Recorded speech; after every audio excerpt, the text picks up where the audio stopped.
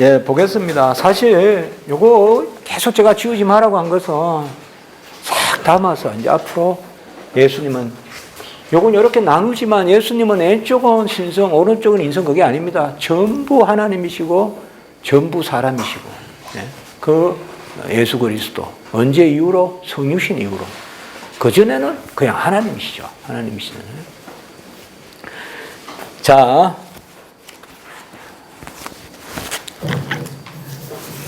이 절, 예. 뭐, 마르키오는 또 나오는데요. 지능은 잠깐만 체크하면 되겠어요. 마지막 줄에. 바울이 다른 곳에서 전하는 그리스도가 사람들과 같이 되셨고, 사람의 모양으로 나타나사. 이런 사람들은 이런 걸 안 놓쳐요. 이단들은. 사람들과 같이 되셨다 하지 않냐? 모양으로 나타났지 않냐? 봐라. 그냥 나타났다 거짓으로. 가연설. 이렇게 이제 우기는 거죠. 말씀을 근거로 삼아 육체 대신 한상을 입으셨다. 그러나 이것은 전체 문맥을 보거나 표현을 보면 전혀 안 맞는 이야기거든요. 그런데 이렇게 이제 항상 이단들이 이걸 가지고 나오죠. 자, 뭐, 그 나머지는 여기는 너무 안 봐도 되겠습니다. 자, 408페이지에 바로 만이, 예. 만이도 제가 아까 말씀을 드렸죠. 첫째 줄에 하늘에 속한 둘째 사람이다. 그리고 공중의 몸이다. 그러니까 뭔가 예수님의 몸을 가지고 자꾸 생각하는 거예요. 예수님의 몸이 특수합니까? 뭐 예수님이 무슨 뭐 달리기를 우리보다 잘하셨습니까? 예수님이 무슨 날아다니십니까? 중요한 것은 그분이 하나님이시라는 거죠. 예수님은 오히려 연약하셔서 더 빨리 죽으셨잖아요. 그렇게 따지면 십자가에서 더 빨리 돌아가셨잖아요. 그냥 만인은 뭐예요? 천상의 육체다. 하나만 적어놓고 오리겐이라는 신학자가 있어요. 초대교회에. 예, 이런 사람들이 다 이런 주장을 해요. 네. 어딘가 예수님의 영이나 육체나 이런 것은 우리와 달리 뼈돌아다니는 어떤 뭐 선지하던 영이니 뭐 하여튼 이런 것들을 자꾸 이야기하는 겁니다. 그러나 우리는 영혼과 육체가 우리와 같으나 다만 뭐가 없으시다? 죄가 없으시다. 성경대로 믿습니다. 우리는. 그때야 죄 속의 원리가 되니까요. 자, 408페이지 둘째 문단. 만약 그리스도가 우리와 동일한 하나님의 육체적 본성을 지니고 있지 않으셨다면 바울이 겉으로 힘주어 추구한 그리스도가 다시 살아나시면 우리도 다시 살아나리라. 우리가 다시 살아나는 일이 없으면 그리스도 역시 살아나지 아니하셨으리라. 사실상 성육신이 없으면 부활도 없다 이 말입니다.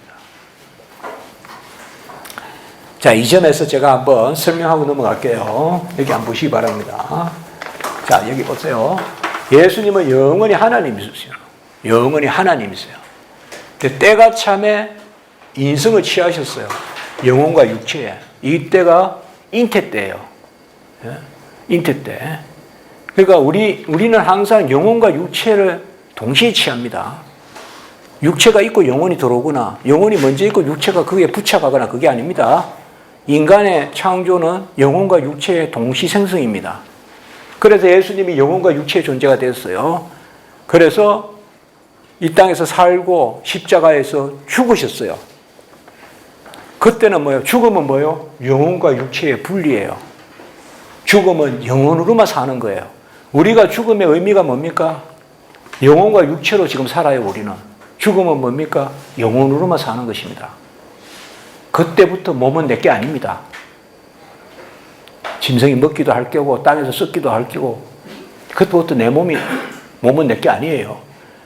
그러면 그때부터 죽음 때부터 우리는 문병호의 인성은 뭐로만 존재하냐? 문병호의 인성은 영혼으로만 존재해요. 그걸 우리가 천국에서 부활 때까지 영혼으로 살아요, 우리가. 그때는 그걸 우리가 중간 상태라 그래요. 죽음 이후 부활 전의 상태를 중간 상태라 그래요. 중간 상태는 영혼으로만 살아요, 우리가.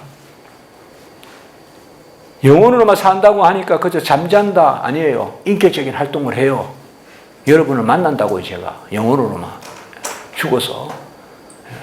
그때도 여러분 저한테 사부님이라고 불러야 돼요. 그야 아무도 알 수가 없어요, 근데. 그때는 결혼하는 것도 없다 그랬어요. 자, 어쨌든 영혼과 육체는 영혼으로만 살아요. 그게 중간 상태예요. 그리고 다시 부활할 때 뭐예요? 우리가 영혼과 육체가 다시 만나요. 결합해요. 그런데 역시 그 몸은 그때는 내 몸이 돼요. 이건 여러분 이제 종말론에서 배우게 되는데 이런 것은 죽으면 내 몸이 아닌데 부활 때 이 몸이 내 몸이 돼요. 다시. 그래서 그러면 부활 때나 문병호가 지금하고 똑같냐? 아니에요. 그때는 변화돼요. 변화돼요. 그래서 변화된 몸이에요. 그걸 우리가 뭐라고 하느냐? 부활체라고 해요. 부활체도 똑같이 영혼과 육체로 구성돼요. 자, 그러면 우리가 쉽게 말해서 한번 정리를 해보면 지금 이 지상의 삶은 영혼과 육체로 우리는 시작은 있어요. 언제? 어머니의 모태에서부터 시작돼요. 우리 인생은 다 시작은 있습니다. 그러나 끝은 없어요. 영원히 살아요. 끝은 없어요. 우리는. 시작은 있어요. 여러분과 저는 분명히 잉태된 그 시점이 다 달라요. 그래서 살다가 죽음은 뭐냐? 영혼과 육체가 분리되는 거예요. 여러분 죽음의 의미를 이야기해 달라 이러면 영혼과 육체로 살다가 영혼으로만 사는 게 죽음이에요. 그러니까 내가 없어지는 게 아니에요. 문병호가 존재해요. 그래서 이제는 영혼으로만 존재해요. 어디에? 천국에서. 그게 뭐예요? 중간 상태예요. 믿지 않는 사람 지옥에 가요. 그 중간 상태예요. 그래서 그럼 예수님도 뭐냐? 가만히 보세요. 예수님이 잉태 때 신인 양성의 위격적 연합이 있죠. 위격적 연합. 곧 성육신이 있죠. 잉태 때 예수님의 신성과 인성의 연합이 있죠. 그러면 죽음의 의미는 뭐예요? 영혼과 육체의 분리죠. 예수님의 그 영혼은 어디에 가셨어요? 나그네 있으리라 했죠. 강도한테.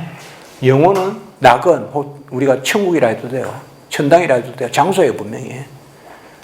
이런 상태로 예수님은 사흘 동안 계신 거예요. 어떤 상태로?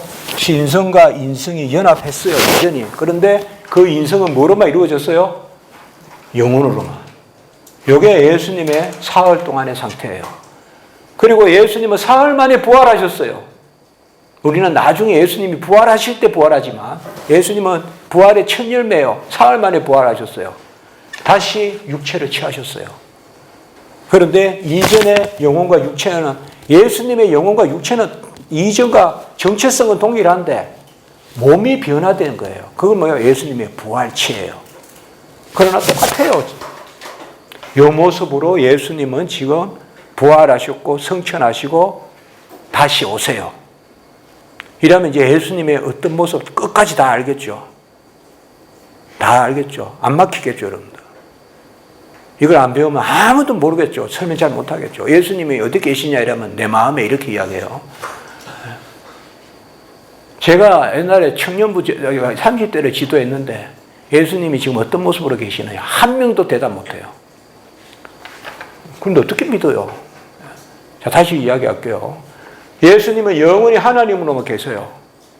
그리고 때가 타면 인성을 취하셨어요. 인성은 영혼과 육체로 이루어져요. 이걸 우리가 자꾸 어려운 말이 나와요. 인간의 구조라 그래요. 인간의 구조는 영혼과 육체로 이루어져요. 영혼과 육체로 이루어진 그러한 인성이에요. 그런데 예수님 죽으셨죠. 그러면 저번에 어느 학생이 와가지고 교수님, 예수님 죽으시고 이제 신성으로만 계셔서 사흘 동안 그 제가 학생 그거 어디서 들었어? 예수님이 죽으셨는데 왜 신성으로만 계셔? 그러면 학생도 죽으면 끝나네? 인성이 없어져? 학생 죽으면 인성이 없어져? 학생 없어져? 예수님의 인성도 죽음 후에 안 없어져. 영으로만 사셔. 그래서 이제는 이 영혼과 신성만 연합되어 있어요, 같이. 그 여전히 신인 양성의 연합은 계속된다 이 말이에요. 그리고 사흘 만에 다시 육체와 영혼이 결합한다고, 부활체로. 이전의 몸하고는 달라요. 그게 부활체의 모습이에요. 그러나 여전히 인성이에요. 신성이 아니라 인성. 여러분 예수님이 부활하시고 벽으로 들어오셨죠? 문으로 아니고. 그러니까 신성입니까? 그건 어디까지가 신성이고 어디까지가 인성이 설명하기는 어려워요. 그러나 한 가지 확실한 것은 옮기셨죠. 바깥에서 안으로 들어왔죠. 옮기는 것은 무슨 성에 속하는 거예요? 인성이잖아요. 아셨죠? 그러니까 어디까지가 신성이고 어디까지가 인성이고 뭐 물을 멈추고 이런 건 우리가 신성이죠. 바닷물에 잠잠하라. 그런 신성인데 그런 것은 그러니까 우리가 부활체가 어떻다는 것을 예수님이 정확하게 말씀해 주시지 않고 성경이 정확하게 부활체가 뭐라는 거 전부 다 그 헛된 사변이에요. 다 필요 없는 생각들이에요. 그리고 우리가 부활체의 모습은 어떤가 그것도 다 필요 없어요. 예. 썩을 것을 심어 썩지 않을 것을 거두고 연약한 것을 심으면 강한 것을 거두고 예. 육체의 것을 쓰가요 신령한 것을 거둔다. 고린도전서 15장 말씀만 기억하고 있으면 돼요. 우리는 그 부활체의 모습이에요. 그럼 예수님은 이 모습으로 부활체의 모습으로 40일간 계셨어요. 그리고 성천하셨어요. 이 모습으로. 그러면 지금 예수님은 뭐예요? 이 모습으로 계세요. 이거 아니라면 다 틀리는 거고요. 이거 아니라고 한 사람 아무도 없어요. 우리만 모르는 거 지금 이 시대만 안 가르쳐서. 기독교는 다 알고 있었어요, 이거를. 그 있는 게 안타깝다고 제가. 그러면 예수님은 신성과 인성으로 지금도 보좌 우편에 계세요. 보좌 우편이라는 말은 우편인지 좌편인지 에콰도르에서 보면 좌편이고 우리는 우편이에요. 중요한 것은 어느 곳이라는 거예요. 자, 어느 곳에 계신 것은 무슨 성이에요? 인성이죠. 여전히 예수님은 신성에 따라서는 모든 곳에 계시고 인성에 따라서는 어느 곳에 계세요. 그 어느 곳을 성경은 보좌 우편이라고 하나님 우편이라고 말씀하신 거예요. 그리고 이 신인 양성의 연합 가운데 오세요. 볼지어다 봐요. 본다는 것은 눈에 보인다는 것은 인성이 신인 양성으로 오세요. 여전히 있겠죠. 연합으로. 제가 이점에서 설명을 해주고 들어가는 게 좋아서 자 봅시다. 책. 자 질문하고 싶어도 좀 기다리세요. 질문하고 싶어도 기다리고 질문할 시간이 없으면 기독로 책을 보시면 돼요. 1200페이지 동안 이야기해 놨으니까.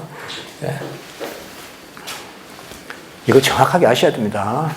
그리고 차분하게 교회에서 이거를 잘 가르쳐야 됩니다. 예수님의 오심을, 예수님의 어떠하심, 지금 어떻게 계심을 아멘하지 못하는데 예수님의 오심을 대망할 수 있겠습니까? 진짜 은유 아닙니까? 그 잘못하다가. 하늘의 모습, 뭐 공중의 풍선이 뭐 이런 겁니까? 실제잖아요, 실제.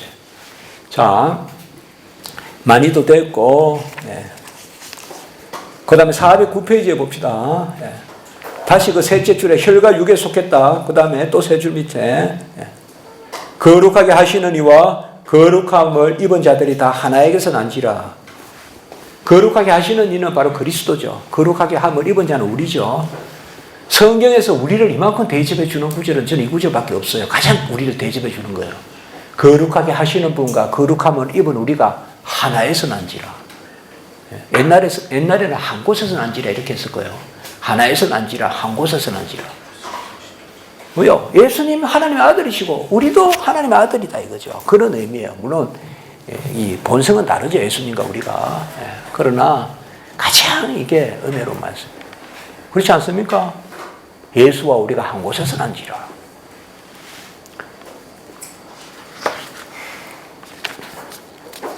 마지막 줄. 믿음이 중간에 개입해서 우리를 그리스도의 몸에 접붙여야 된다. 자, 동정녀 마리아의 몸으로부터 나신 3절. 우리의 대적들을 어리석게도 불순하고도 그리스도를 아브라함의 씨앗이며 다윗의 몸으로 나온 열매라고 부르는 증언들을 풍류에 연관시킨다. 그건 무슨 은유야, 뭐 풍류 있죠, 풍류. 비유 들어가지고 이렇게 하는 거 풍류. 주로 속담 이런 거 있잖아요.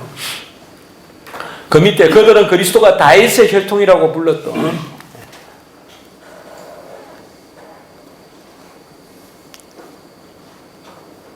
그리고 그 밑에 보면 바울은 그리스도를 다윗의 혈통이라고 명령하고 육신으로라는 것을 덧붙임으로 그리스도의 본성을 확실하게 지정한다. 이 지정한다라는 말도 중요한데요. 이것이 이제 바로 따라서라는 개념이에요. 따라서. 그래서 인성에 따라서 신성에 따라서. 예수님은 신인 양성으로 계시잖아요. 그러면 신성에 따라서는 어떠하시고 인성에 따라서는 어떠하시고 이 개념이에요. 이게 이제 칼케토 신경이랑 그 기독노 신경 가장 중요한 신경에 바로 이게 정확하게 나오는데요. 신성에 따라서는 영원히 하나님께로 나시고 인성에 따라서는 때가 참에 여자의 후손으로 성령으로 잉태하시고 이렇게 말해요. 신성에 따라서 인성에 따라서 정확한 지정이 돼야 돼요. 자, 신성에 따라서 아버지는 아들보다 크시니이다. 됩니까? 안 됩니까? 신성에 따라서 예수님이 아버지는 아들보다 크십니다. 됩니까? 안 됩니까? 안 되죠. 신성은 아버지와 아들은 동일하시죠. 그렇죠. 인성에 따라서 아버지와 아들은 하나이니다. 됩니까? 안 됩니까? 안 되죠. 그러니까 따라서를 정확하게 지정하고 이해하셔야 돼요. 신성에 따라서 죽으셨다. 안 되죠, 당연히. 인성에 따라서 만물이 그에게로 돌아간다. 안 돼요. 그러니까 정확하게 지정이 되는 그것을 우리가 정확하게 지정해 줘야 돼요. 이걸 잘못하면 다 이게 또 이단돼요. 이게 이제 따라서예요. 따라서. 이게 너무 중요합니다. 각각의 속성을 위격에 다 따라서 돌려지는 거예요. 이 신성의 속성도 다 예수님께 돌려지고 인성의 속성도 다 돌려져요. 순환을 당하시는 분은 순환 당하실 수 없는 분이다. 이 두 말이 다 맞는 거예요. 다 돌려져요. 그래서 따라서 요 각각의 본성이 돌려지는 거, 이걸 우리는 기속이라 그래요. 기속. 이런 말은 거의 다 지금 한국 신학에 안 쓰는 단어입니다. 근데 이거 써야 돼요, 이거 다. 다. 한국 신학이 더 발전해야 되고요. 귀속이라 그래요. 그래서 신성에 속한 속성도 예수 그리스도께 돌려지고.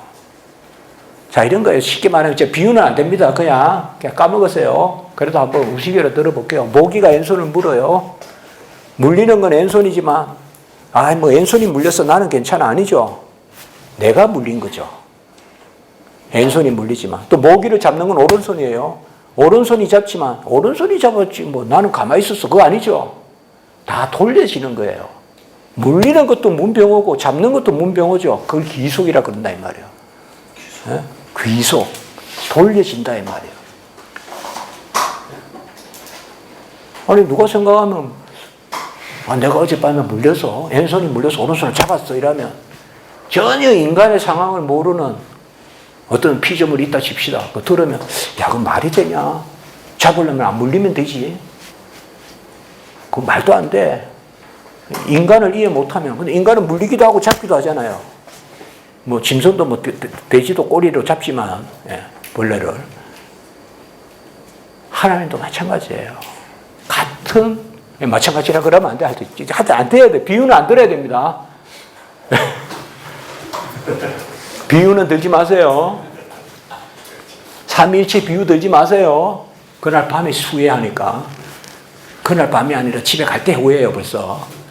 비유는 들지 마세요. 이게 사실 비유 비유 안 들어야 돼요 사실. 비밀에는 비유가 없어요. 고백만 있지. 그러나 신성에 속한 속성 다 돌려지고 그분은 동일한 하나님이에요. 동일한 하나님이에요. 자, 일단 봅시다. 좀 더 이따 또 설명하고 갑시다. 계속 저거 또 이야기하고 또 이야기하면 돼요, 그냥.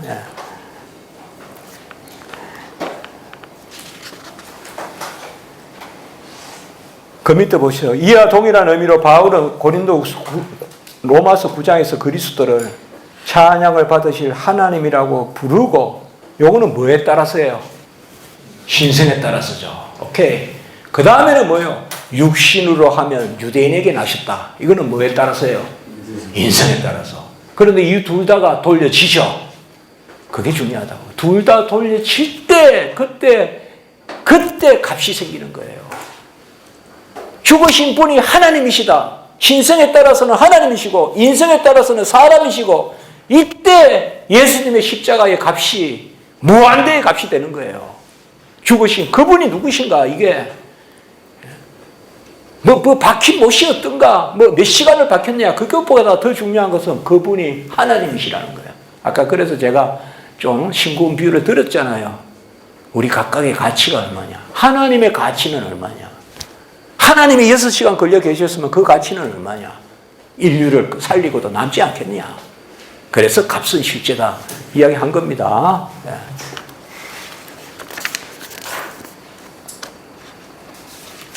그리고 413페이지에 둘째 문단 6째 줄, 그리스도 자신이 여자를 통하여가 아니라 여자로부터 났다고 말씀되어 있다. 여러분, 여기에 여자를 통하여는 왜 틀리고 여자로부터는 어떻게 해서 맞느냐 하면, 여자를 통하여라는 말은 그냥 마리아의 몸을 쏙 거쳐서 왔다는 거예요, 예수님이. 이것도 역시 예수님의 인성을 부인하는 이야기예요. 그냥 이거를 마리아 도간설이라 그래요. 마리아는 그냥 간이라 이거예요. 물간 있잖아요. 수도 파이프. 그러면 그냥 인성은 마리아 몸을 쑥 지나갔다는 거예요. 그러니까 예수님의 마리아 몸을 쑥 지나갔기 때문에 참 인성이 아니라는 거, 우리야. 요때는 통하여고, 우리는 뭐라 그래야 되나? 여자로부터 났다. 이 말은 마리아에게서 인성을 취하셨다. 이렇게 되는 거예요. 그래서 참 인성이다. 예. 그래서 이걸 이제 초대교회 또 논쟁이 일어나는데 그 각주 734번에 보시면 돼요. 예.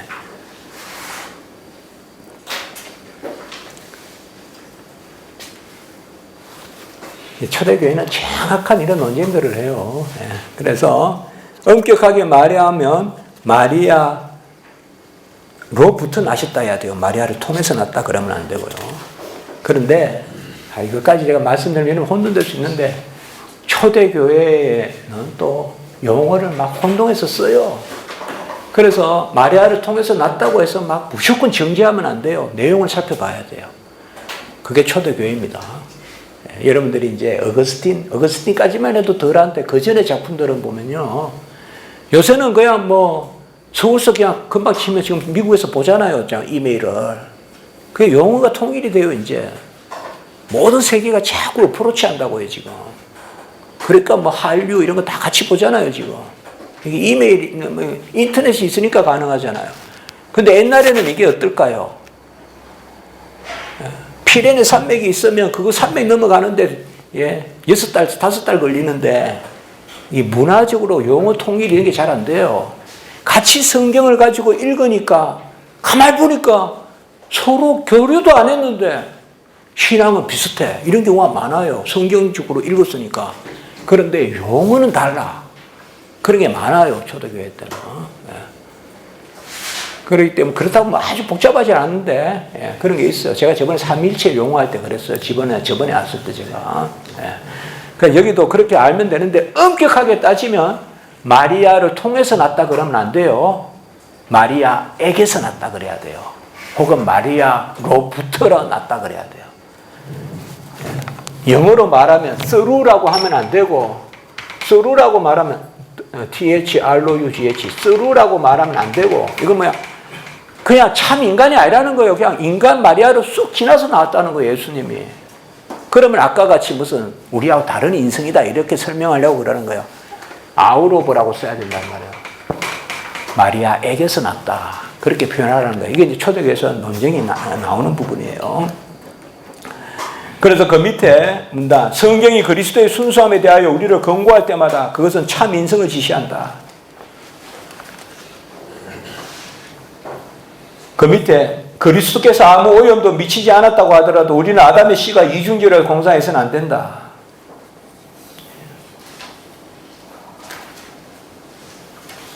이제 중요한 말씀 나옵니다. 마지막 줄 봅시다. 말씀에 청량할 수 없는 본질이, 이거는 신성이죠. 인간의 본성과 연합하여, 이거는 인성이죠. 한 인격을 이룬다고 해서 위격적 연합이죠. 그대로. 혹은 인격적 연합이죠. 그가 그 속에 갇혀 계신다고 공상해서는 안 된다. 여러분 어떻습니까? 저도 이런 생각, 우리는 가만히 놔두면 이런 생각합니다. 예수님 안에 신성이 들어있다 이렇게 생각해요. 이러면 안 된다 이 말이에요. 예수님이 저곳에 계시는 저 예수님이 다인데 그 안에 신성이 있다 이렇게 생각하면 안 된다 이 말이에요. 예수님은 인성에 따라서는 저런 모양으로 계시지만 신성에 따라서는 모든 곳에 계신 분이에요. 만유의 만유. 그래서 여기에 청량할 수 없는 본질, 신성이 인간의 본성, 인성과 연합하여 한 인격을 이룬다고, 위격적 연합, 인격적 연합을 한다고 해서 신성이 인성 안에 갇혀 계시다고 보면 안 돼요. 전부 이렇게 생각한다고요. 100명 세워놓으면 99명 이렇게 생각한다고요. 그냥 예수라는 인간이 특별한 신적인 뭐가 있다 이렇게 생각한다고요. 그렇게 하면 안 된다 이 말이에요. 저기 있는 예수, 우리에게 눈앞에 보이는 저 예수는 모든 곳에 계시다 이 말이에요. 모든 곳에 거우신 분이 예수님인데 인성에 따라서는 저기 눈앞에 보인다 이 말이죠. 그렇게 해야 돼요. 자, 그리고 그 다음 문장 봅시다. 이제 유명한 문장이에요. 놀랍도다 하나님의 아들이 하늘에서 내려오셨지만 하늘을 떠나지 아니하셨도다. 이거 어떻게 설명 가능합니까? 하늘에서 내려오셨는데 하늘을 떠나지 아니하셨다. 자, 하늘에서 내려오셨다는 말은 뭘 이야기할까요? 인성일까요? 신성일까요? 일단은 내려오셨다. 태어나셨다. 이렇게 하면 무슨 성? 인성이죠. 그런데 그분은 하나님의 아들이 마리아의 몸에서 잉태해서 태어났다고 해서 그분은 장소 이동이 있습니까? 뭐에 따라서는? 신성에 따라서는. 되죠? 놀랍도다 하나님의 아들이 하늘에서 내려오셨으나 데스켄디드 에켈로 하늘로부터 내려오셨으나 하늘을 떠나지 아니하셨도다. 논 레루키레트 떠나지 아니하셨다. 되잖아요. 이게 이제 봐요. 위격적 연합이라는 거예요. 어거스틴은 나중에 성천을 이야기할 때 예수님이 땅을 떠나셨으나 예수님이 하늘로 올라가셨으나 땅을 떠나지 아니하셨다. 또 이렇게 이야기해요. 어거스틴도. 그것도 되죠. 예수님이 하늘로 올라가셨다. 공간 이동, 인성이죠. 보는 데서 올라가셨으나 땅을 떠나지 않으셨다. 이 말은 항상 모든 곳에 계시니까. 신성에 따라. 그리고 또 봐요. 놀랍도다. 또 한 번 더 해요. 이거 옛날에는 이렇게 번역 안 했어요. 근데 이렇게 번역해야 돼요. 이거 미라빌리테로 라틴어로 그냥 미러클이라는 뜻이거든요. 미러클어벌리 놀랍도다. 이렇게 해야 돼요. 그가 언제나 처음과 같이 우주에 편만하신 채로 처녀의 태중에 계시고자 지상에 다니시고자 십자가에 달리시고자 원하셨다. 자, 처녀의 태중에 계시고자 무슨 성이에요? 인성. 지상에 다니시고자 인성. 십자가에 달리시고자 인성. 그런데 언제나 처음과 같이 우주에 편만하신 채로 무슨 성? 신성. 그래서 신인 양성이죠. 인성에 따라서는 전과 같이 마리아의 몸에 잉태하셨어요. 게스타리 마리아의 몸에서 잉태하셨어요. 그러나 그분이 마리아의 몸 안에 계신 그분이 예수님의 다가 아니라 그분은 모든 곳에. 이거는 진짜 너무 유명한 라틴어거든요. 그게 한번 봅시다. 738회. 각주. 밑에 보시면. 첫째 문단은 듣더라도 둘째 문단. 미라빌리테라. 에니메 켈로 테스켄디 필리우스데이. 하나님의 아들이 하늘로부터 내려오셨도다. 미라빌리테라. 놀랍도다. 일단 감탄문 같이 보이죠. 접속사지만. 우트. 자. 미라빌리테 에켈로 데스켄디 필리우스데이. 하나님의 아들이 하늘로부터 내려오셨도다. 놀랍도다. 하늘로부터 내려오셨도다. 우트. 이건 길가질이에요. 켈론 타멘 논 레류케레. 타멘이 접속사거든요. 그럼에도 불구하고 하늘을 떠나지 아니하셨도다. 영어도 레류키시라면 떠나다는 뜻이에요. 똑같아요. 놀랍도다. 하나님의 아들이 하늘로부터 내려오셨도다. 그럼에도 불구하고 하늘을 떠나지 아니하셨도다. 이게 이제 신의 양성이 이렇게 중요한 거예요. 그리고 또 미라빌리테 놀랍도다. 인 우테로 비르기니스 게스타리 인 테리스 베리사리 인 크루케 펜데레 볼로이트. 멋있죠? 칼빈의 라틴어가 이런 거라니까요. 리듬 있죠? 이거 보세요, 앞에. In utero virginis gestari, in terris versari, in cruce pendere. 완전히 이거 무슨 랩하는 거잖아요. 이게 칼빈의 라틴어라니까요. 딱 이건 표가 난다니까. 그 보세요, 또 내용이 더 우테로 비르기니스, 우테로는 자궁이라 뜻이야 본래요. 몸이라고 해도 돼요. 여자의 몸, 여자의 자궁에서 게스탈이라는 말은 라틴어로요. 이렇게 머물고 있다는 거예요. 올챙이가 그 알 아래 들어있듯이 이렇게. 그리고 태아가 그렇잖아요. 노울라또 다 게스탈이 몸 안에. 그냥 우리나라 번역은 그 이상 어떻게 할 수가 없어요. 처녀의 태중에 계시고자 이렇게밖에 번역할 수가 없어요. 처녀의 태중에 올챙이 알 아래에 있는 것 같이 이렇게 할 수가 없잖아요, 제가. 그러니까 처녀의 태중에 계시고자. 그러니까 라틴어 같은 좀 공부해. 조금만 보면 되거든요. 그 다음에 테리스 베르사리, 이것도 테리스는 테라이라면 딱이거든요. 베르사리란 말은, 베르소르란 말은 이런 베가본드 영어로 방랑자잖아, 방랑자. 여기저기 다니다는 뜻이에요. 지상을 여기저기 다니셨도다. 여기 이제 뭐요? 아주 어릴 때, 태아 때는 뭐요? 인 게스타리, 인 우테로 게스타리. 자궁에서 머물고, 자성을 이렇게 머물고, 그리고 더 커서는 뭐예요? 지상에 여기저기 다니고. 마태복음 나오죠? 발렐리, 방방곡곡에 다니셨다. 그거 생각하면 되죠. 그리고 이제 마지막에는 뭐예요? 크루케 펜데레. 펜데레라는 말도 또 이것도 앞비누로 콕 찌르다 이 말이에요. 어디에? 십자가에서. 콕 찔려서 죽으셨잖아요. 못을 박히셔서. 이런 어감을 번역할 수가 없어요. 번역할 수가 없다고. 그러니까 그냥 제가 이런 경우 라틴어 하는데요. 뭐 그렇다고 이해 의미가 안 통하는 건 알지만 이런 건 이제 언문으로 좀 읽어야죠. 자, 여기에서 지금 칼빈이 뭐냐? 이런 것을 가만히 보세요. 항상 이 두 가지를 같이 생각하라는 거예요, 칼빈은. 섞으면 실제가 안 된다는 거예요. 인간들은 자꾸 섞으려고 한다는 거예요. 대단한 인간, 신적인 인간이라면 이건 전부 다 자유주의 신학이에요. 하나님이시자 사람, 이게 우리의 신학이에요. 그 우리는 항상 뭐예요? 연약한 우리는 두 가지를 같이 묵상해야 돼요. 이게 버릇이 되면 나중에 익숙해져요. 그러면 거기 동시에 이 두 가지가 아멘이 돼요, 우리가. 그러면 이제 은혜가 넘쳐요. 그러나 당분간은 자꾸 그렇게 우리가 애를 써야 돼요. 함께 보려고. 옮겼다 그러면 모든 곳에 계시다. 배고프다 그러면 만물이 그에게서 나오셨다. 그래야 그게 비하라고.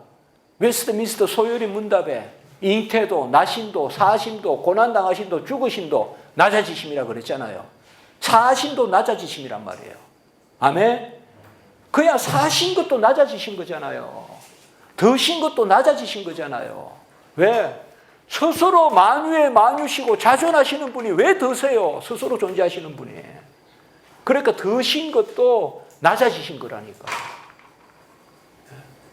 주무신 것도 낮아지신 거고, 걸어 다니신 것도 낮아지시는 거고.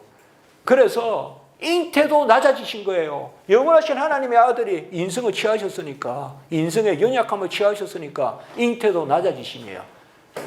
잉태가 성육신이죠. 같이 합시다. 성육신이 비하의 시작이다. 이게 개혁신학이에요. 루터라는 성육신은 오히려 높아지심이라고 이야기했어요. 왜? 인성과 신성이 섞인다고 봤기 때문에. 이게 루터라는 기독론이 완전히 망한 거예요, 여기서. 네? 우리는 뭐예요?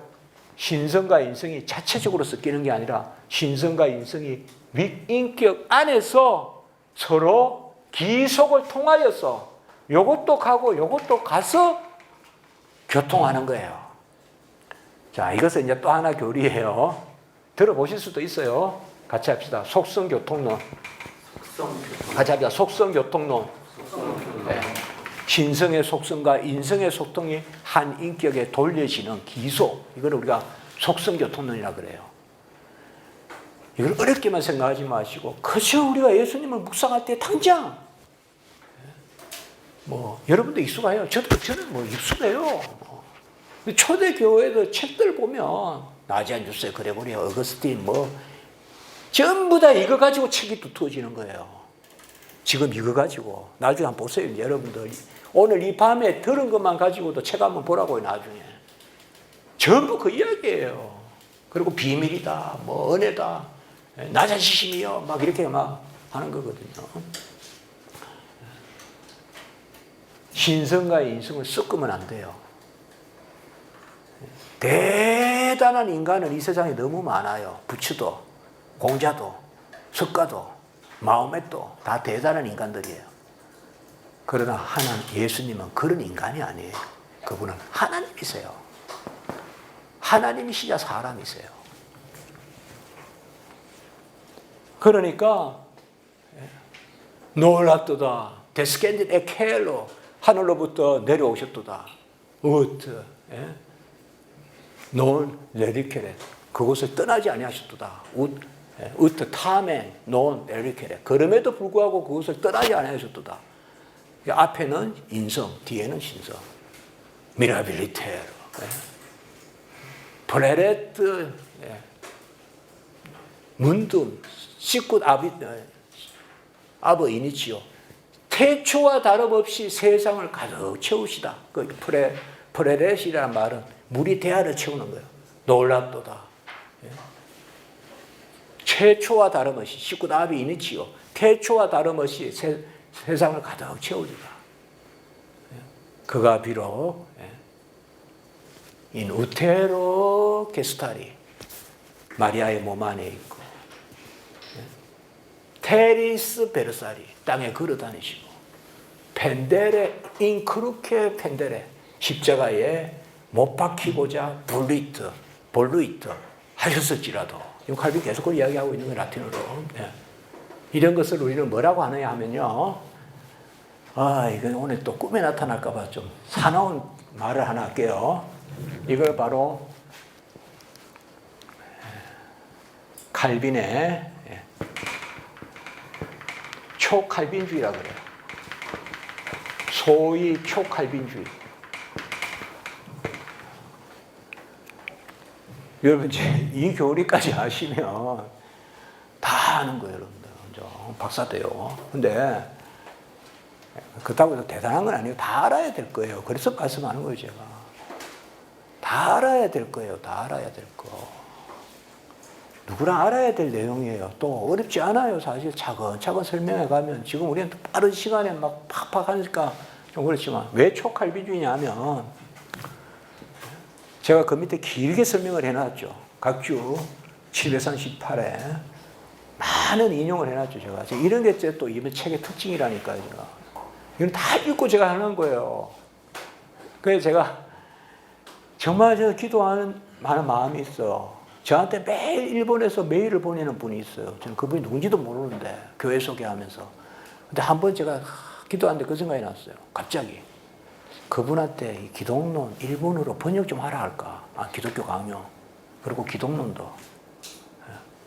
왜 지금 저런 기독론 없어요. 이제 세계적으로요. 우리 보수신학 가르치는 기독론 없다니까요. 저거 일본어로 좀 번역하면 얼마나 좋을까? 그 생각하거든요. 사실 지금 제가 절대 아닙니다. 무슨 미국 신학이 뛰어나요 우리보다.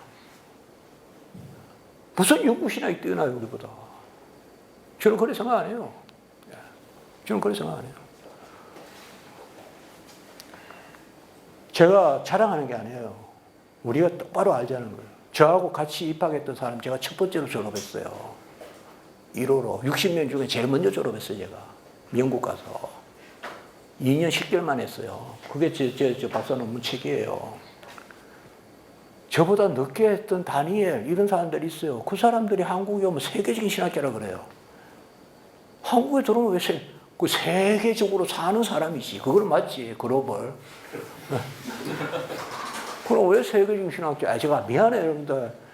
너무 추워지지 말자고. 우리가 좀 미워도 번역도 좀 하고 하자고 좀. 우리 이런 몸도 하고. 어떻게 알아요, 하나님이? 총회에서 이런 데 또 돈을 써야지. 저 이런 것까지 말할 그건 아니지만. 총회가 지금 몇백만 명의 성도가 있는데, 이런 거 책 번역해가지고 역수출해야죠, 이제. 그러니까 이런 각주 보게 만들어야죠. 이때까지 칼 바르트식의 그러한 영어 주석, 영어 성경만, 칼 바르트의 그런 제목이 붙어 있는 기독교 강요만 세계적으로 아직까지 다 읽고 있어요. 그 우리가 번역하면 제 거 읽을 줄 누가 알겠어요. 그러면 개혁 신학이 올바로 전해지는 거죠, 다시. 바르트 주의에서. 지금 거의 다 바르트 신학자들이 다 잡고 있어요, 벌써. 칼빈 신학계도. 아세요? 하라니건 무슨 독일이건 다 할 것 없이요. 제가 유학을 보내면요, 제자들 추천해서 보내 한 학생 아예 왔어요, 못하고. 바르트 신학을 안 넣으면 논문을 통과를 안 시켜주겠다는 거예요.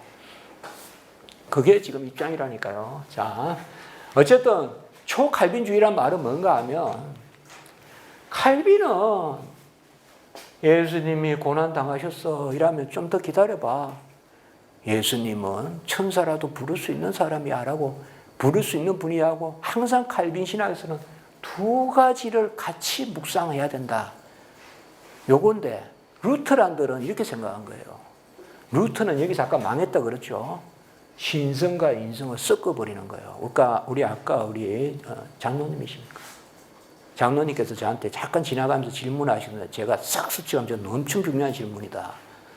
본성상이란 말, 이런 말은 사실은 조심하셔야 되는데 경우에 따라서 쓰는 학자도 있지만 우리는 위격에 있어서의 인성을 취하심이에요. 아셨죠? 위격이 주체고 신성과 인성은 서로 자체 교통을 하는 게 아니라 돌려지는 거예요, 같이. 왼손은 물리고 오른손은 잡는 거지. 왼손 떼어서 저쪽에 갖다 놓고 오른손에 떼어서 갖다 놓으면 저들 둘이 왼손 오른손 왔다 갔다 하는 게 아니에요. 다 문병호라는 주체를 통해서 같이 합니다. 안에서 통하여 애로 기속된다. 이런 것을 그만 이야기하는데 또 나와요. 전문 용어가 간접 교통이라 그래요. 우리는 간접적 교통이에요. indirect. 뭐냐? 위격을 통하여서 교통하는 거예요. 물린 것도 문병호죠. 물린 장소는 왼손이지만 문병호가 물렸죠. 왼손이 물렸지만 전신이 떨잖아요. 이게 주체성이거든요. 그래서 예수 그리스도께로 신성이 돌려지고 인성이 돌려진다. 그러니까 항상 루터란이 보니까 루터는 자기 스스로 루터는 한마디만 하면 끝나는데 칼빈은 두 마디 하더라 이 말이에요. 하늘에서 내려오는데 그 다음에 뭐예요? 하늘을 떠나지 아니하셨다. 꼭 두 마디 안 해도 두 가지를 생각하게 하더라 이 말이에요. 칼빈 신학은. 그래서 칼빈에는 항상 초월적인 또 다른, 이때 초자는 넘어갈 초자예요. 엑스트라 또 다른 게 하나 더 붙어 있다. 이렇게 비판한 거예요, 루터란이. 칼빈에는 말이야. 칼빈은 딱 우리 스승 루터같이 한마디로 끝을 못 내고 한마디 이야기하면 또 다른 말을 또 하게 만들어.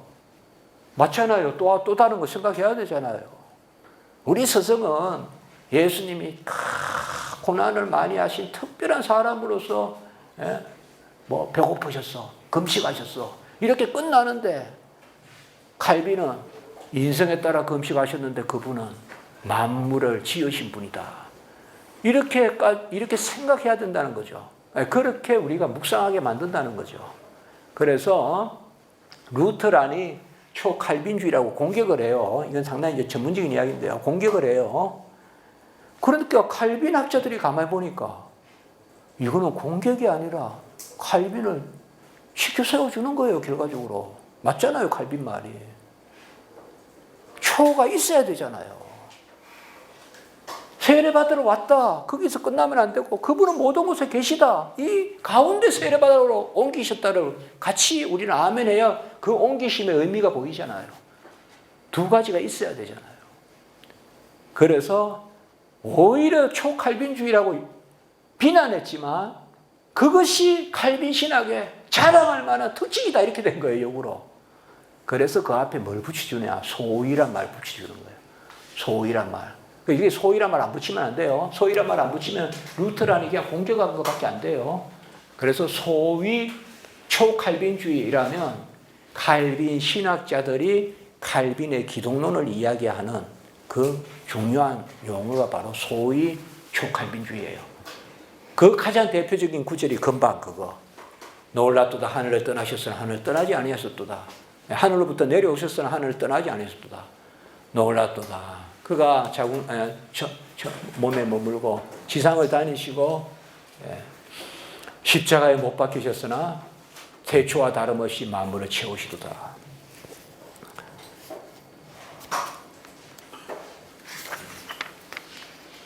사실상 이것이 아멘되면 이제 뒷부분은 금방 봅니다. 우리가 사실 중요한 내용이지만 오늘 몇 시까지 해야 됩니까? 40분까지 해야 됩니까? 원래는 9시 반까지. 9시 반까지요. 네. 여기 가장 연장자 되신 우리 목사님 10분만 더 하면 되겠습니까? 그렇게 하시죠. 예? 15분만 더 하시면 15분? 예. 제가 이렇게 꼬시고 저렇게 꼬시고 제가 보강을 많이 하거든요.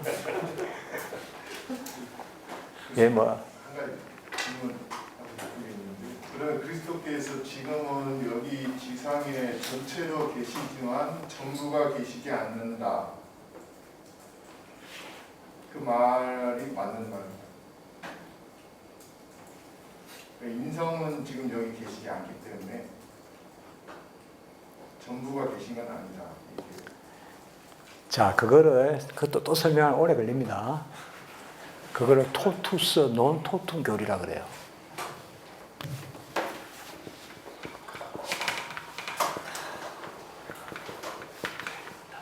자, 토투스는 인격이에요.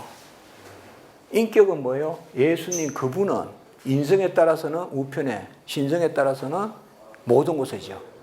그래서 토투스는 모든 곳에 계시다 하면 되겠죠. 그러나 토툼은 중성인데 요거는 뭔가 하면 본성을 뜻해요. 이 본성에 따라서는 어느 곳에 계시고 요거를 이제 전부냐 전체냐 그 말이에요. 사실 이게 참 용어 쓰기가 쉽지 않아요. 토투스 논토툼 교리라 그래요. 아셨죠? 그래서 표현을 잘 하셔야 돼요. 최소한 글 같은 거 쓸 때 일괄적으로만 써주면 돼요. 그러나 우리는 간단하게 그렇게 어렵게 접근하지 않아도 돼요. 그대로 아까 이야기대로만 하시면 돼요. 없어요, 우리는. 아셨죠? 각각에 따라서의, 그래서 따라서가 중요한 거예요. 영어로는 according to, 헬라어로는 카타라고 해요. 그래서 중요한 거예요. 그래서, 이거는 역시 토투스 논토툼도 제 책을 좀 보세요. 아셨죠? 오래 설명해야 돼요. 자, 14장 두 본성이 중보자의 인격을 형성하는 방식. 한 인격 가운데 양성의 속성교통. 속성교통이란 말은 제가 쓴 게 아니라 칼빈이 썼어요. 저는 이 제목에 이런 전문 용어가 없는 걸 안 써요. 칼빈의 내용을 가지고 쓰는 거예요. 나아가 말씀이 육신이 되어라는 구절을 말씀이 육신으로 변했다거나 육신과 혼잡하게 섞였다고 이해해서는 안 되죠. 당연히. A가 B가 되었다고 해서 A와 B가 섞이는 게 아니에요. A 그리고 B지. 각각의 속성은 그대로 돌려지는 거죠. 그래서 세 줄 밑에 실체의 혼합에 의해서가 아니라 하나의 인격 가운데서 사람의 아들이 되셨다. 그래서 아까 역시 우리 장로님 말씀하신 그 조심해야 될 단어다 이 말이에요. 본성상 취하셨다.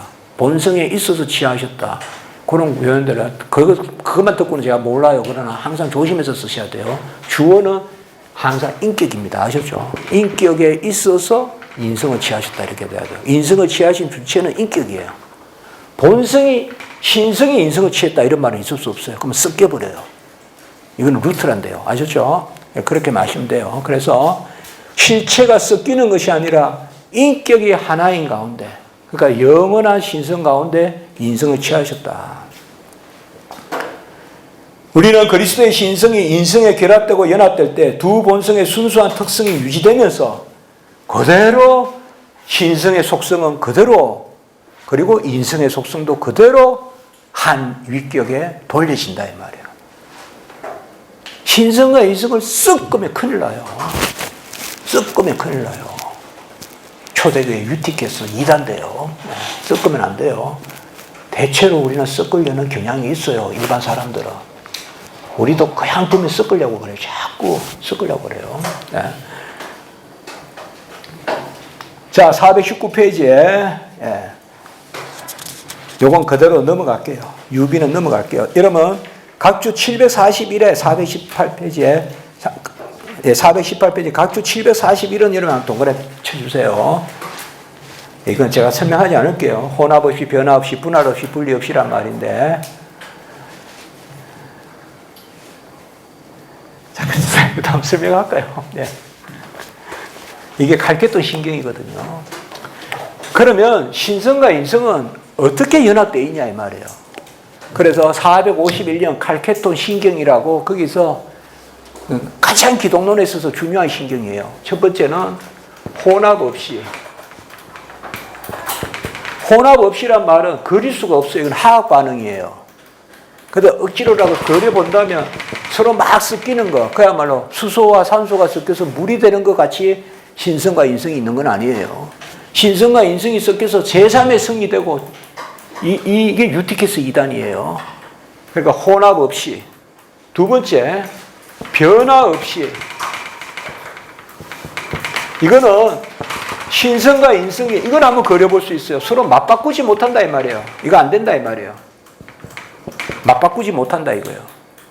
왼발 오른발 휴즈를 바꾸듯이 이렇게 체인지 휴즈 못한다 이 말이에요. 맞바꾸지 못한다. 이걸 변화 없이라 그래요. 그 다음에 세 번째, 분할 없이. 이걸 여러 가지로 번역을 하는데 일단 제 번역을 좀 따라주세요. 여러분들 네 가지. 분할 없이 이 말은 파티션을 못 나눈다 이 말이에요. 왼쪽은 신성, 오른쪽은 인성 이렇게 못 나눈다 이 말이에요. 네 번째, 분리 없이. 이것은 아예 쪼갤 수 없다 이 말이에요. 따로 이렇게. 신성은 저쪽에 있고 인성은 이쪽에 있고. 그러면 혼합 없이 변화 없이 이거는 뭐냐? 화학적 반응이 아니라는 거예요. 화학적 결합이 아니라는 거예요. 신성과 인성은. 분할 없이 분리 없이 이거는 뭐예요? 물리적 결합이 아니라는 거예요. 수소와 산소가 섞이듯이 하는 것도 아니고 콩과 팥이 섞이듯이 하는 것도 아니라는 거예요. 우리가 콩과 팥이 섞이는 것은 물리적 결합이라 그러잖아요. 수소와 산소가 섞이는 것은 화학적 결합이라 그러고 둘 다 아니라 이거예요. 그건 뭐냐 이거예요. 이것도 아니고 이것도 아니면 위격적 연합의 비밀이다 이 말이에요. 이런 연합은 세상에 없어요. 그러나 이것은 부조리도 아니고 모순도 아니고 역설도 아니에요. 실제예요. 성경이 우리에게 가르쳐 주시는 진리예요. 예수 그리스도는 이렇게 존재하세요, 지금. 그걸 우리가 이야기하는 겁니다. 그래서 칼케톤 신경에 혼합 없이 변화 없이 분할 없이 분리 없이 이런 것은 그래서 칼케톤 신경 공식이라 그러는데 혹시 여러분들 조금 어렵게 들리면 그냥 좀 무시하셔도 돼요. 다만 아 그렇구나 그렇게 생각할 수 있잖아요. 여러분들께서 아까 혹시 그럴 수 있어요. 아 나는 뭔가 신성과 인성이 그래도 화학이라고 생각했구나. 물리라고 생각했구나. 근데 둘 다 아니라고 하는구나. 신비한 연합이구나. 그걸 설명할 때 아까 같이 기속된다 듣다. 그러니까 신성도 돌려지고 인성도 돌려지고 그러니까 초칼빈주의란 말이 나왔구나. 한 번 더 항상 하나만 생각하지 말고 둘 다를 생각하라는 거죠. 언제? 성육신 이후로는. 여러분 어떤지 몰라도 저는 이 위격적 연합 교리에 제가 기독론 논문도 쓰고 하면서 이걸 이제 알고 초대교회 문건들 읽어보세요. 제 기독론에도 있어요. 보면 정말 여러분들 정말 아멘이 나옵니다. 얼마나 그들이 깊게 이 교리를 가지고 전개해 나가는지. 자, 420페이지에 보시면 성경은 때로는 오직 인성에만 관련시켜야 할 것을, 때로는 신성에만 고유하게 작용할 것을, 때로는 양성에 모두 포함되나 각각의 본성에 충분히 적합하지 않은 것들 모두 그리스도에게 돌린다. 기소. 어떨 때는 그냥 아버지와 나는 하나이다 이렇게만 써놔요. 어떤 신성으로만 표현해놔요. 어떨 때는 아버지는 나보다 크시리이다 인성으로만 표시해놔요. 그러나 우리는 뭐예요? 성육신한 이후에 예수님은 항상 신인 양성으로 아까 세 번째 인성은 신성 없이 계신 적이 없다 그렇게 생각하시란 말이에요. 항상. 그래야 여러분 성경이 보입니다. 바꿔야 됩니다. 다시 말하지만 우리 성도님들은 복음서의 예수를 그냥 인간 예수라고 생각합니다. 그리고 어떤 사람은 부활 후에 신이 되었다고 생각합니다. 어떤 사람은 세례받고 신령하게 되었다고 생각합니다. 그런 식으로 자꾸 생각합니다. 그래서 영화롭게 됐다 이렇게 해서 마치 한 인간이 그냥 대단한 인간으로 그래서 신과 같이 되는 이렇게 순서를 밟아갑니다. 그렇게 많이 생각합니다. 말은 성육신을 믿는다 하지만 사실상 성육신을 믿는 게 아닙니다. 그거는. 그래서 우리가 이런 것들을 생각하시면 좋겠다. 이것을 옛날 사람들은 여섯째 줄 밑에 속성교통이라 한다. 첫째 보세요. 421페이지에 두째 문단 거기 1 해놓고 신성의 고유한 표현 이렇게 말합니다. 신성의 고유한 표현. 자, 복음서에 보면 그리스도가 아브라함이 나기 전에 내가 있다. 이걸 신성에만 돌려지는 거죠. 이거 신성이죠, 분명히. 아브라함이 나기 전에 예수님이 어떻게 계세요? 인성으로. 인성은 분명히 아브라함 후손에게 나셨는데. 이건 신성에 따른 거죠. 그리고 쭉 있는 거 놔두고요. 그냥 한 10줄 밑에 자신의 신성에 고유한 것. 그리고 그 밑에 문단 모든 피조물보다 먼저 나신이고 그가 만물보다 먼저 계시고 만물이 그 안에 함께 섰다. 이것도 무슨 성에 따른 거예요? 신성에 따른 거죠. 골로새서. 요한복음 17장 5절은 어떤 구절인지 아십니까? 이거 대제사장 기도예요. 창세로부터 아버지와 가졌던 영광으로서 나를 영화롭게 하소서. 예수님이 언제 창세로부터 아버지와 함께 영광을 가지? 이건 무슨 성에 따른 거예요?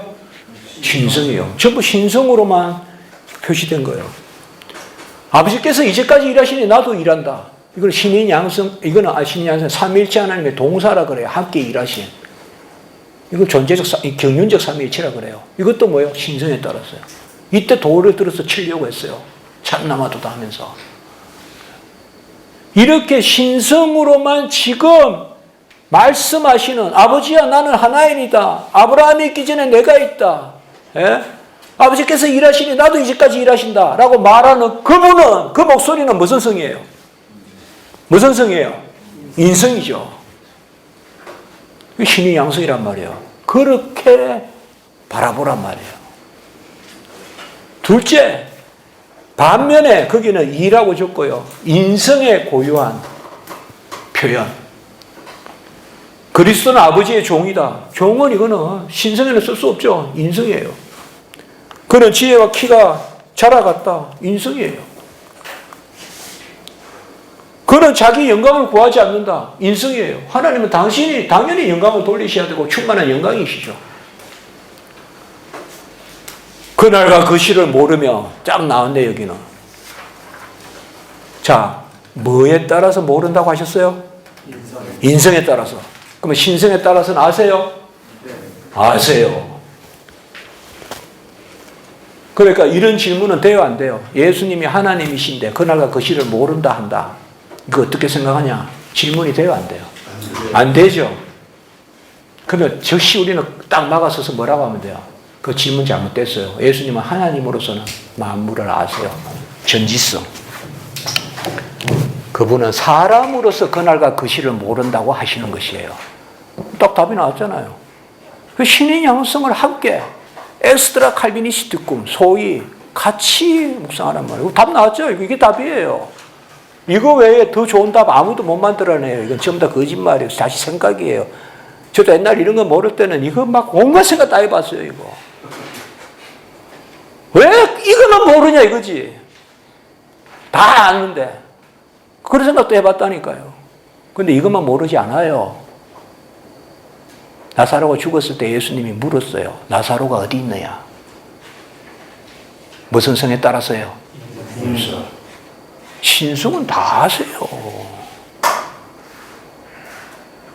신성은 창세전에 타락할 것도 아시고 작전까지 하신 분이에요. 근데 뭐 인성에 따라서잖아요. 물으시고. 이거 이제 다 풀리죠, 다. 성경 안 풀리는 게 없어요, 이제. 전부 이런 구절 가지고 남자 둘이 나타난다니까요. 제가 그 남자 둘이라고 하는 것은 왜 그런가 하면 제가 대학교 때 자취생활을 했는데 그렇게 두 분이 오셨었어요. 자기 편 만들려고. 그때 이런 거 모르니까 그때 누가 이런 거를, 그때 제가 이 자리에 앉아 있었다면 딱 제가 변정했을 텐데 말이에요. 오히려 두 분 앉아 보시라고. 딱 그냥 그날 제가 개종시킬 텐데. 모르니까 말이야. 하나님이라는데요. 그런 것 같은데요. 저는 뭐 잘 모르겠는데요. 뭐 왜 그래요? 그래, 정확하게. 말해보라고. 가져와 보라고. 성경에 뭐 막히는 데 어디 있냐고. 가져와 보라고. 그래서 또 다 이야기해. 하나도 없어요. 다 전부 이거 가지고 나타난다니까요, 여러분들. 전부 예수님에 관한 이거 가지고 나타나요. 여호와의 증인도 마찬가지예요. 자, 첫 번째는 신성으로만 표현됐을 때도 신인 양성으로 우리는 바라보라. 성육신 이후로는. 두 번째는 인성으로만 표현됐을 때도 신인 양성으로. 세 번째는 한 문장에 신성이 주어고 인성이 수로고, 혹은 주어는 인성이고 수로는 신성이라도 모순이라고 하지 말라는 거예요. 주어는 신성에 따라서 표현하고 수로도 인성에 따라서 표현이 가능하다는 거예요. 왼손으로는 물리고 오른손으로는 잡고 가능하다는 거예요. 이거 이제 세 번째예요. 그게 해보세요. 예. 신성과 인성으로 함께 표현, 이렇게 적어보세요. 지금 이제 유명한 거예요. 이제 칼빈의 위계적 연합에. 이게 이제 바빙컨이 뭐니 다 기본적으로 하친이 나중에 이거 쫓아가요. 위계적 연합할 때. 칼빈의 이런 것들. 예. 거기 아까 대표적으로 제가 이미 이야기했죠. 하나님이 자기 피로 자기 교회를 사셨다. 자, 하나님이 자기 피로 사신 교회. 이게 밀레도 그 고별 설교 그런 데 나오죠. 눈물로 인사하고 할 때 그때지 아니에요. 사도행전에. 하나님이 자기 피로 사신 교회. 자, 한번 봅시다. 하나님은 뭐에 따라서? 자기 피는 뭐에 따라서? 인성. 그러니까 한 문장에 같이 들어있다는 말이에요. 신성에 따라서, 인성에 따라서. 이거를 모순이라 생각하지 말고 우리는 아멘 해야 될 부분이라고. 그대로 신성에 따라서는 하나님이, 인성에 따라서는 자기 피로. 그 밑에 영광의 주가 십자가에 못 박히셨다. 영광의 주는 뭐예요? 신성. 십자가에 못 박히시는 인성. 태초로부터 계신 생명의 말씀에 관하여는 우리가 보고 자세히 보고 듣고 만진 바라 할 때 생명의 말씀은 신성. 보고 듣고 자세히 보고 만진 바라는 무슨 성? 인성.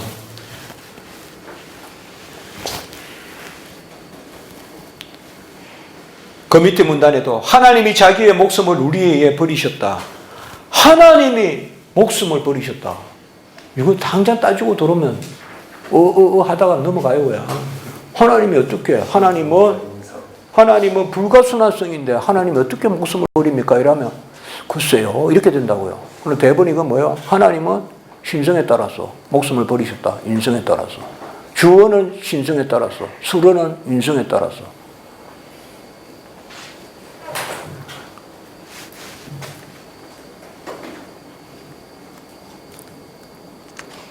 그리고 3절에요.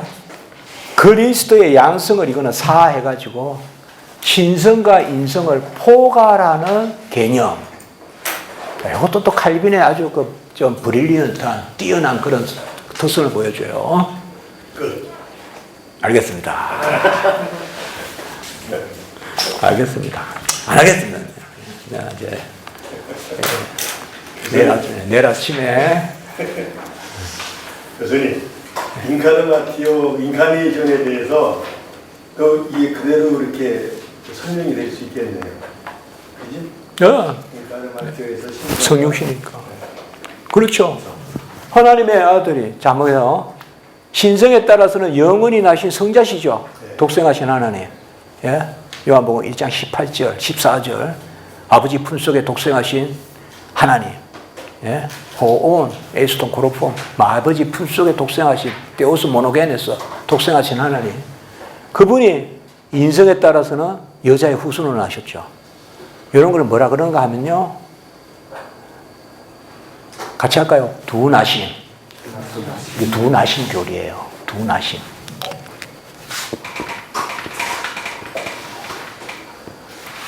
저번에 서창은 교수님이 커닝의 역사책을 번역하실 때 사실 라틴어 부분을 저한테 많이 부탁하셨어요. 그 이코노미의 역사책에는 라틴어가 나와요. 그런데 그 부분을 제가 처음에 1권인가 2권까지는 좀 시간이 있어서 도와드렸어요. 제가 거의 많이 번역해서 보내드렸고. 예, 그래서 그 서문인가 이런 데 그 적어 놓으셨을 거예요. 근데 이제 그 다음 3권인가 그때는 좀 도와주기가 힘들었어요. 제가 너무 바빠서 막 기독교 강요 책을 써야 돼. 그러니까 한 번 나와서 투 제너레이션, 두플렉스 게네라치오 이게 뭐 어떻게 번역해야 되냐. 그래서 제가 그걸 두 나심으로 번역하라 그랬어요. 그게 뭐냐 하면 아들은 신성에 따라서는 영원히 아버지에게 나시고 인성에 따라서는 때가 참에 마리아에게서 아우로바 마리아에게서 나시고 이게 두 나심이죠. 신성에 따라서는 영원히 아버지에게서 나시고 그걸 우리가 하나님의 아들이라 그러고 신자 인성에 따라서는 마리아의 몸에서 나시고 그것을 사람의 아들이라 그러고 인자 이것도 금방 목사님 말씀 잘 하셨어요. 이렇게 중요하고요. 그러니까 이렇듯이 이런 것을 막 어떤 교부들은 그냥 2페이지 계속 노래해요. 감동이 돼서 이 신인 양손을 계속 따라서를 계속 2페이지 노래해요. 성경을 계속 성경만 가지고 끌어당겨가지고 그런 것은 제 기독론 책에서 여러분들이 보실 수 있어요. 제 기독론 책 상당히 은혜로워요. 여러분 보시면 자 여러분 내일 식사하시고 어쨌든 책을 마쳐야 되는데 내일 시간이 많지 않아요 우리가. 그러니까 어떻게 됩니까? 내일 식사 8시부터 하시죠? 7시 반부터입니까? 그러면 내일 8시 반부터 수업하겠습니다. 아셨죠? 잘 들으셔야 돼요. 8시 반부터 수업합니다. 아셨죠? 우리 본래 몇 시부터 수업이죠? 9시 반?